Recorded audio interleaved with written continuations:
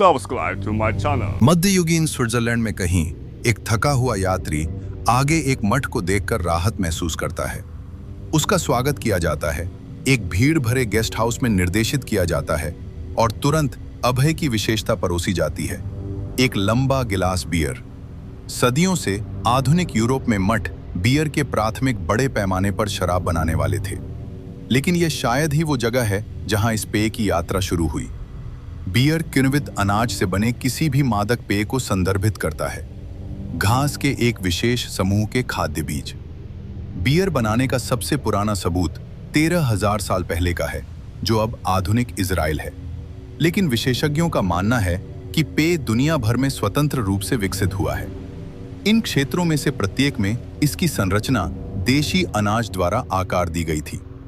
उदाहरण के लिए 9,000 साल पहले पूर्वी चीन में लोग चावल, बाजरा और कंद से बनी मीठी, बादलदार बियर पीते थे। दक्षिण अमेरिका के एंडियन क्षेत्र में 5,000 साल पुराने मिट्टी के बर्तनों में किण्वित मक्का का एक काढ़ा चीचा के उत्पादन का सुझाव दिया गया है। सामग्री जो भी हो, प्राचीन बियर बनाने के लिए 2 मुख्य चरणों की आवश्यकता होती है। सबसे पहले अनाज में स्टार्च को किण्वन योग्य शर्करा में परिवर्तित किया जाना था। कुछ समूहों ने उन्हें चबाकर हासिल किया, जबकि अन्य ने अंकुरण को ट्रिगर करने के लिए उन्हें पानी में भिगो दिया, एक प्रक्रिया जो स्वाभाविक रूप से स्टार्च को तोड़ देती है। दूसरा चरण किण्वन था।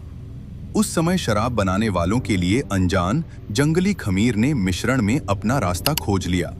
हवा के माध्यम से, फलों पर या पुनः उपयोग किए गए उपकरणों के माध्यम से अभी भी पूर्व ब्रू से खमीर को आश्रय दे रहा है।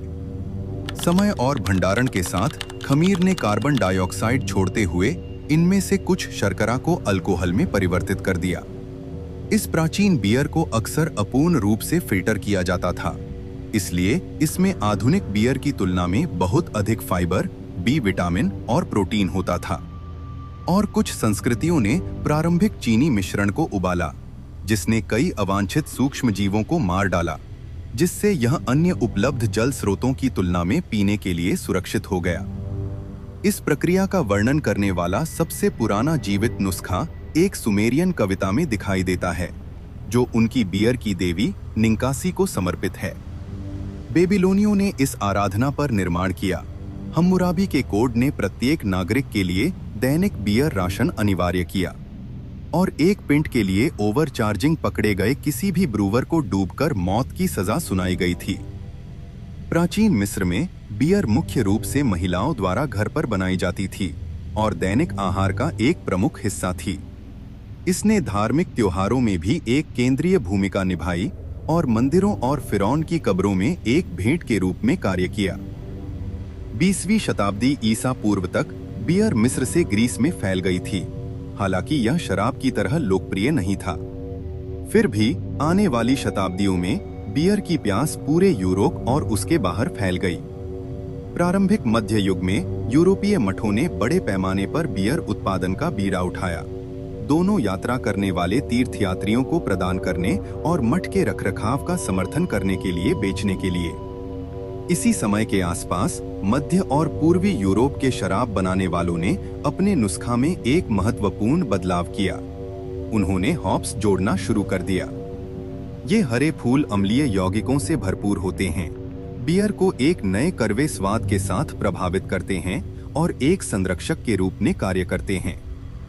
हॉप्स बियर के साथ इतने निकटता से जुड़े हुए थे कि 1516 में एक बवेरियन ड्यूक ने बियर शुद्धता कानून जारी किया, जिसे रेनहेक्स-गेबोट के रूप में जाना जाता है, जिसने बियर की संरचना को सख्ती से जौ, हॉप्स और पानी के रूप में परिभाषित किया।